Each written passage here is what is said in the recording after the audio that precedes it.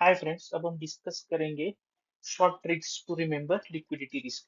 Liquidity risk को easily कैसे याद रखें, मतलब बिना ऐसे रट्टा मार के। ठीक है, कंसेप्ट वाइज अपना day to day life banking का एक एग्जांपल को रिलेट करके समझेंगे, मतलब आपको एग्जाम में याद रखने में इजी रहेगा, क्योंकि इतने सारे रिस्क है, उसको कैसे याद रखें। ठीक है, और ऐसे ही ट्रिक्स देखने के लिए हमारे चैनल को सब्सक्राइब कीजिए। तो ठीक है, लिक्विडिटी रिस्क के तीन टाइप है। फंडिंग रिस्क, ठीक है।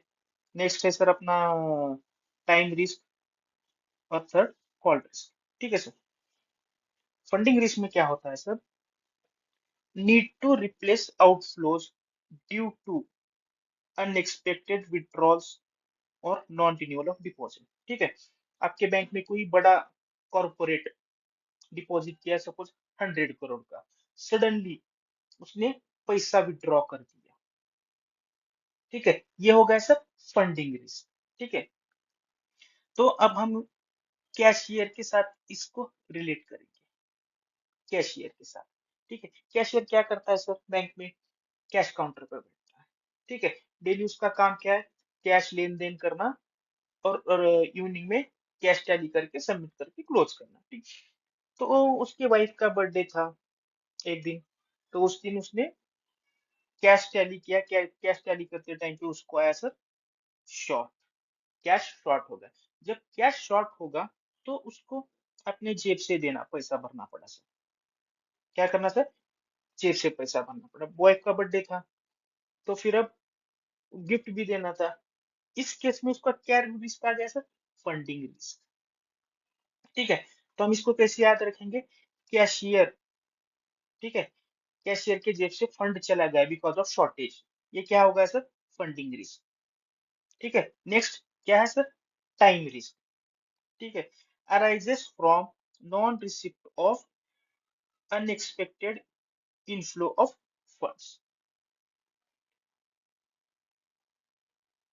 आपका नॉन रिसिप्ट हो, जो अकाउंट में पैसा आना था वो नहीं आया, जैसे कि ये परफॉर्मिंग असेट नॉन परफॉर्मिंग हो गया, या आपका ईएमआई जो था ड्यू वो नहीं मिला।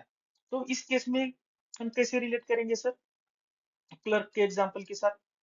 सैलरी क्लर्क की डिले हो गई सर, क्या होगा? क्लर्क की सैलरी डिले हो गई, उस वजह से इसको रेंट रेंट पेमेंट भी लेट हो गया। ठीक है, तो अब next sir call risk. Call risk में क्या होता है? आपकी कॉन्टीजेंट लाइबिलिटी क्रिस्टलाइज होती है।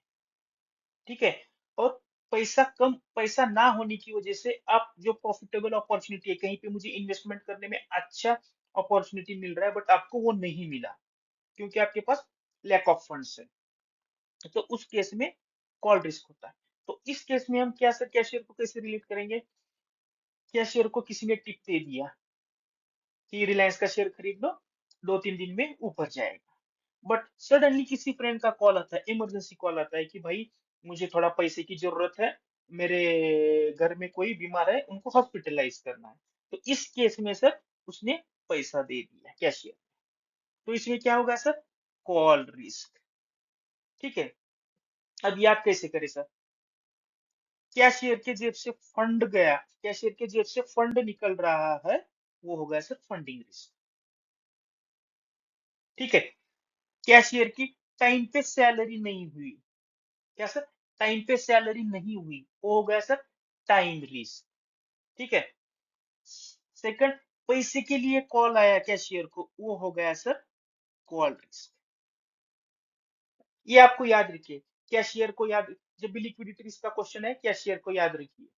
ठीक है, क्वेश्चन में देखने का कि वह फंड, फंड का कंसेप्ट है क्या, टाइम का कंसेप्ट है क्या, कॉल का कंसेप्ट है। फंड में क्या होता है? कैशियर के जेब से फंड गया, फंडिंग रिस्क। ठीक है, कोई पेमेंट लेट आ रहा है, तो किससे रिलेटेड है सर? कैशियर की सैलरी लेट हो रही है, टाइम रिस्क, टाइम पे सैलरी नहीं हुई। कॉल रिस्क में क्या है सर? पैसा, अपॉर्चुनिटी मिली इन्वेस्ट करने का, बट किसी का फोन आने की वजह से तो उसको फंड देना पड़ा, ये हो गया कॉल रिस्क। और सर ऐसे ही शॉर्ट ट्रिक्स याद रखने के लिए हमारे चैनल सब्सक्राइब कीजिए एक। और आपको कोई टॉपिक डिफिकल्ट लगता है याद रखने में, तो हम अपना डे टू डे लाइफ जो बैंकिंग का होता है उसके रिलेटेड कोई एग्जाम्पल बना के जैसे अभी हमने बनाया, याद रखने की कोशिश करेंगे। अगर बहुत सारी चीजें याद रखना मुश्किल है तो आप कमेंट कर दीजिए, मैं ट्राई करूंगा कि वैसा कोई बन सकता है तो मैं बना के अपलोड कर लूंगा। और इस पे सर हम क्वेश्चंस भी देखने वाले हैं। ठीक है, चलो थैंक यू।